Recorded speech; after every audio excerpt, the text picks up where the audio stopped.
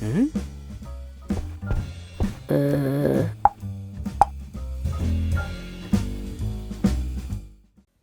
morning, everybody. So, I am here this morning to rant to you about the sugar tax. And yes, it is a rant. So, what's the rant about? Things like smoking and drinking are commonly classed as addictions. An addiction is something where you use a substance to either give you a feeling or to escape from a feeling.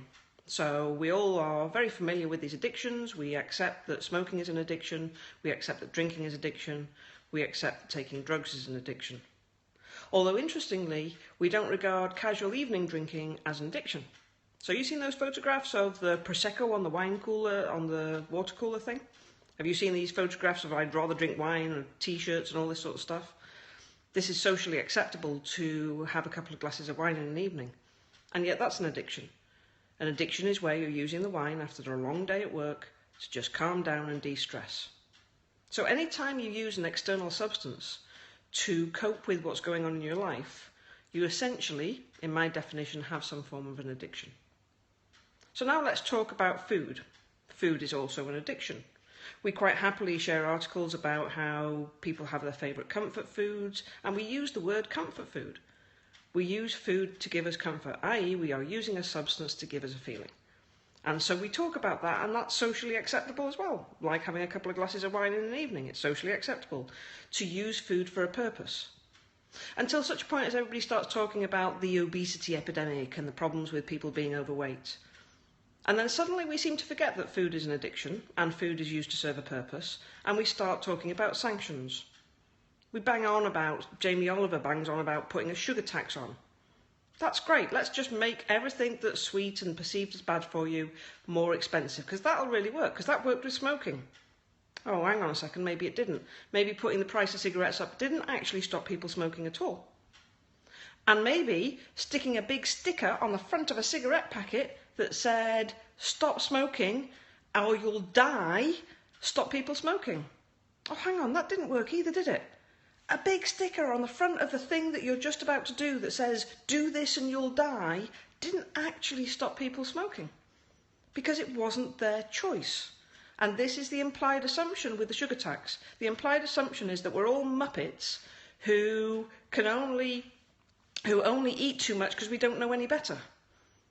That's wrong. That's not the way we work. And yet we have all these articles about comfort food, as I say, and yet we think if we put a tax on it, that people will eat less sugar. It's not a choice.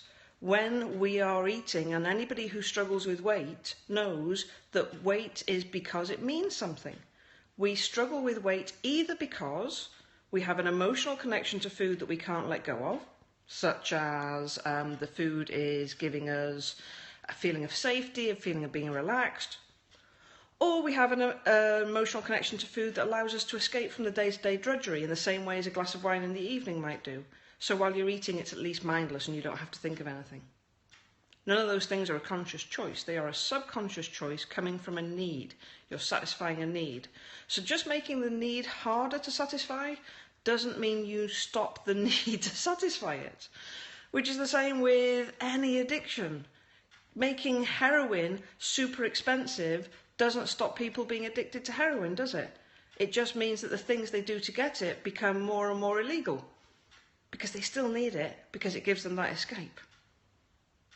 So most of us stay away from things. You know, I know people who think they've got an addictive personality.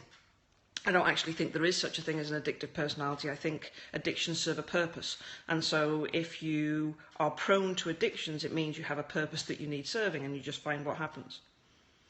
But I think that the people, you know, we can easily accept with certain substances that we stay away from them if we feel that we're likely to get dependent on them. You can't stay away from food, can you?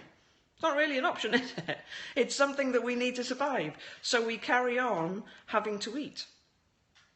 And so then we get sanctions on our need to eat. And so we already feel bad because we feel we should be able to control our food consumption and we can't.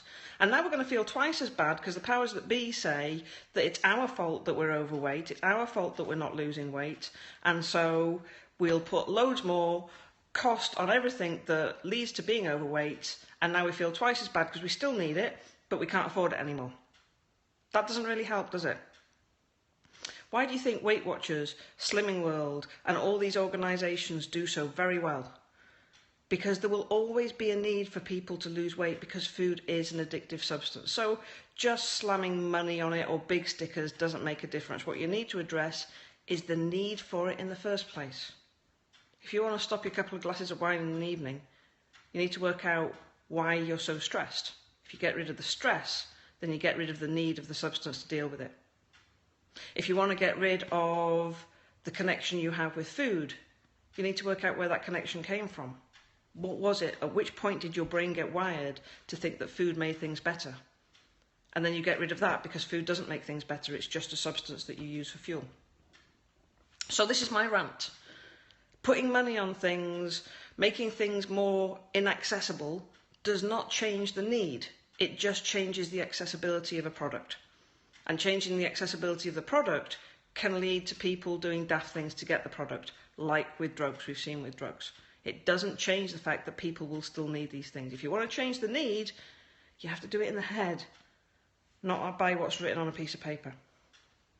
So, thank you for listening, thank you for tuning in today, and I will catch you again later.